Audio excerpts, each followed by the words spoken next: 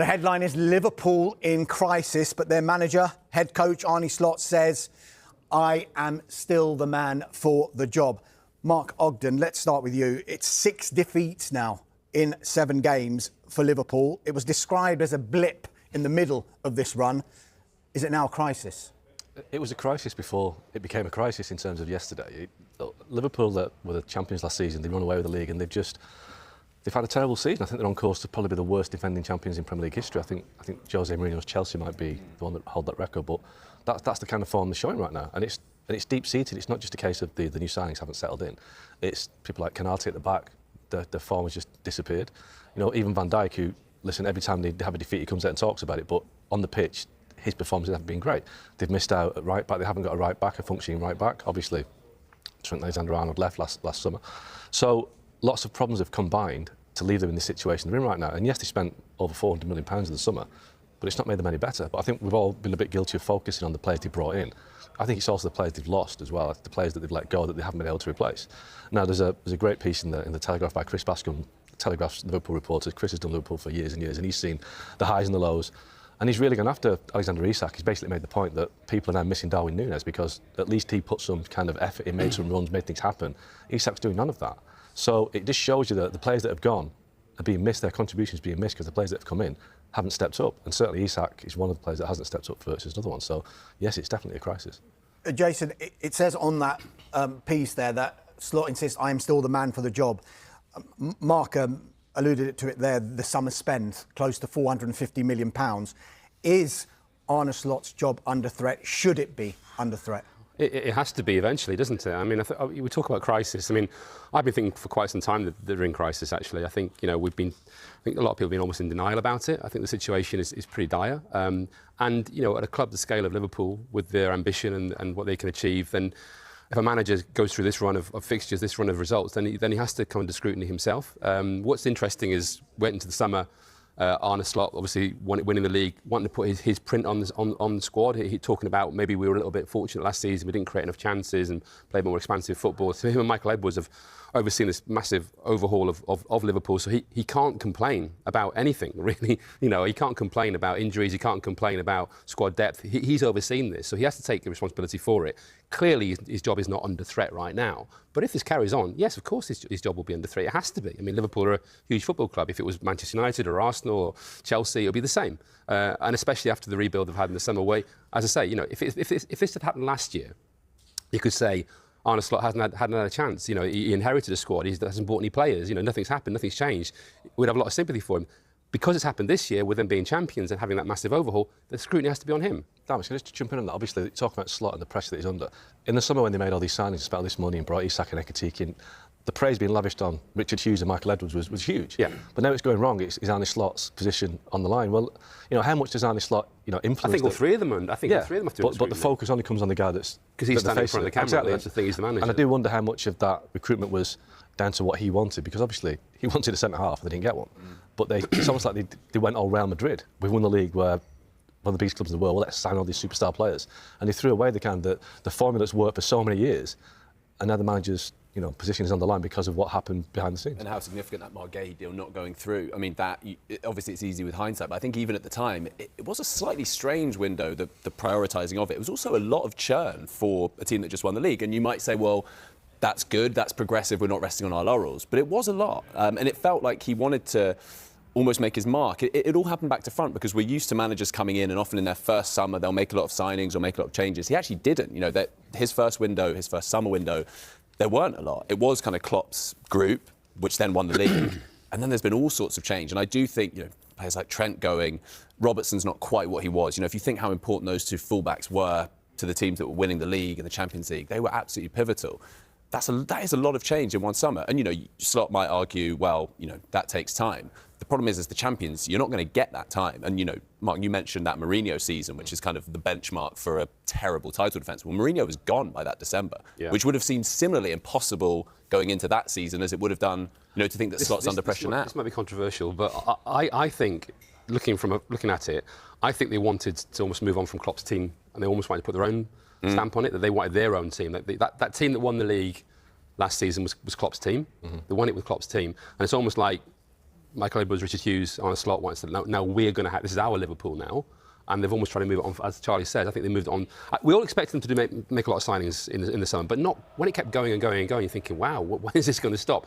And then the one they really needed, and it's obviously hindsight's a wonderful thing, but Mark Gahey, I just can't believe they didn't get that deal done, especially with Konate going into the final year of his contract and probably going. You're just depending so much on two players. And one, obviously, the captain, one who's injury prone anyway, who's older. You know, he's doing very well, Van Dijk, but he's getting older. And you look at it and think, why have you left yourself in such a vulnerable position in that key area of the pitch? Just on what Charlie said there about the benchmark being that Chelsea title defence. Statistically, this is not the worst title defence, but is it the most surprising that we've seen, do you think? Oh, absolutely, because, you know, Liverpool were so convincing last season and they strengthened their attacking outlets. We thought they were going to coast it to the title. I think they won their first 5 games. Yeah, the first 5 games. I think they weren't as good as the results suggested, but they certainly weren't as bad as they had become. But that Chelsea team, I think you were probably at the game, actually. I remember being at Leicester. Leicester game away, yeah. In December, when that was Mourinho's last game. But the difference there was that Mourinho basically, it turned toxic, hadn't it? Yeah. It was classic Mourinho. He kind of lost the players. He was slagging everybody off. That hasn't happened with Arne Slot. Arne Slot is a much different position than Jose Mourinho. So I don't character as well. I don't remember as well, that season as well, it started right at the beginning. That was the Eva Carneiro draw at home, and even I remember going into that season, there was a lot of complaining about their summer business, same as Conte going into 2017-18. So those at least were foreseeable in that sense, that there was a bit of discontent. Whereas, we had none of that. This summer going in, it was, yes, Gay didn't happen, but basically what was being saying was they won the league. Remember, they beat Arsenal just before the window closed, and it was like sign of champions. They've gone, they're playing badly, but they're winning games. And that was really interesting. After those 5 games, everyone was kind of saying, they're winning every game, but they haven't really played well once this season. And either that's the sign of champions because they're going to kick into gear or it won't last. And wow, what happens when they play well. Or yes, it won't last and this is slightly papering over the cracks. And wow, it's been the latter. But I don't think anyone's thought it would, unravel to this extent. Mark, you mentioned it before about the players that have come in, and are they completely to blame, or the players that are actually there at the moment? Andy Dunn, in his piece in the Daily Star on Sunday, summer spend a growing concern. He said, with just over 20 minutes remaining, £165 million worth of talent sat down and put its coat on. If Anfield wanted a snapshot of Liverpool's early season troubles, then they need not have looked any further than the sight of Isak and Kirkes walking to the dugout, their team stumbling to a 6th Premier League defeat of the season. And I think you mentioned it there before, when we're not used to seeing a title-winning team almost revolutionise rather than evolve. And it feels like it's been revolution rather than evolution in the summer, hasn't it? Yeah, look, you can actually see why they did it. Because obviously Trent was going, so they had to replace him at right back. They brought in Frimpong. Van Dijk and Salah, they gave new contracts to, but they're obviously players that have got probably their best days behind them. So there's a transition that needs to happen. They've just done it too quickly. They've done too much. 6 out, 6 in. And obviously we can't overlook the tragedy of Diogo Jota, because that is something that is hanging over Liverpool, obviously this season. But they've just done too much. And I think it's led to a situation where Liverpool in the past have been not fortunate, because you make your own looking at it in recruitment, but most of their signings have done well. This time it goes to show that you might spend a lot of money, but they don't always work out. I mean, look, Man City at the start of their journey were fantastic in terms of buying the right players in. Man United, the other way, 10 years ago, post-Ferguson, spent a lot of money and made a lot of mistakes. Maybe Liverpool's luck has run out a little bit. Maybe they're making more mistakes. Kirkes doesn't look ready for Liverpool right now. But he looks great prospects at Bournemouth, but he's not made the step up. Frimpong, when he's been fit, which is not very often, hasn't looked able to defend. So Ekatike's been great, but then Isak hasn't been great. Wirtz has looked well out of his depth. So maybe they've made the wrong signings. Maybe what's happened at Liverpool is they spent a lot of money and they're not getting the money's worth out of it, and they might not do, because these players might not ultimately succeed. Jason, I just want to look at Rory Smith's piece in The Observer, because just picking up on what Mark said there, he says, look, Slot's attempts to change the way his team plays have failed to such an extent that they've now, it would seem, forgotten even how to make the tried and trusted shape that delivered success last season. Are they in that awkward falling in between two kinds of systems, with the players that he trusted last season to the ones that he believes in and spent so much money on in the summer? Yeah, I think that's a fair point. And I think it's more that it's Klopp's team, as I say. I think it's Klopp's team that he inherited. It's that kind of classic, if it ain't broke, don't try and fix it sort of approach. And he got a lot of credit for that, almost like the sort of gentle hand on the tiller, and that worked a lot. But it was quite interesting at the end of that last season that he was talking about how lucky he thought they were in a way. They were winning games, weren't creating enough chances. He wanted more attacking and open football, but to transition quite so quickly. And you talk, say for example, the fullbacks, Frimpong and Kirkes, 2 attacking fullbacks, effectively wingers, really. Yeah. You brought in 2 attacking attacking fullbacks. Why not just the one? And obviously Frimpong was brought in as cover for Salah as well, but now they're talking about maybe signing another forward player. And you're thinking, well, hang on a minute, didn't you spend enough on the forward players? I think you signed Ekitike or Isak. You don't buy them both. And I think at one point they should have just walked away from that. So I almost felt like they were flexing their muscle and were obviously enjoying doing that over the summer. And I think the desire to get their own stamp on it, as I say, kind of overrode the kind of reality of like, well, hang on a minute, maybe we're losing identity. The best performances they put in this season have been with the last season's team.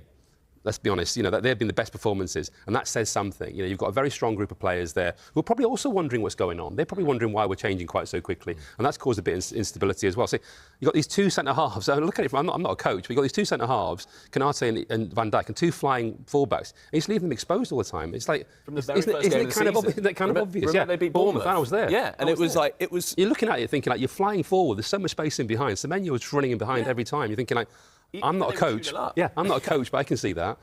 I do think another really interesting element to this is the Salah of it all, because I've long felt there will come a point where Salah becomes an almost Cristiano Ronaldo-like problem for Liverpool, because there is always going to come a point at which he stops scoring every game. And when he does stop scoring every game, you're left with a superstar player who isn't going to track back. He's not going to do any of that stuff, but that's fine as long as he's as long as he's got this incredible output and they've got the structure and all of that. Now I feel like we're kind of at that point. And what do you do as a manager? You're then in a really hard position, because if you don't play him or take him off, it becomes this massive story. But is that the best for the team? There might be an outball for Slot, because the African Nations is coming up next year. Salah will go and he's probably gone on for a month, and that could really help. That could be the moment that actually changes Liverpool's season, because all of a sudden Isak, Ekitike, Erupts, it's on them then. They can't suddenly look to Salah as the talisman. I agree with that. I think they've almost got to make it Erupts' team now. Yeah. It looks like we've got to move from Salah's team to Erupts' team. If you bought this player for all this money in that role, and they haven't used him properly yet, have they? And it's going to take. I think, to be fair to him in particular, actually, I think it will take a little bit of time. Yeah. And I think people are very quick to judge. We're all guilty of that. But I think with him in particular, if you're going to buy him, you've got to build it around him. They haven't done that, because they're still Mohamed Salah's team.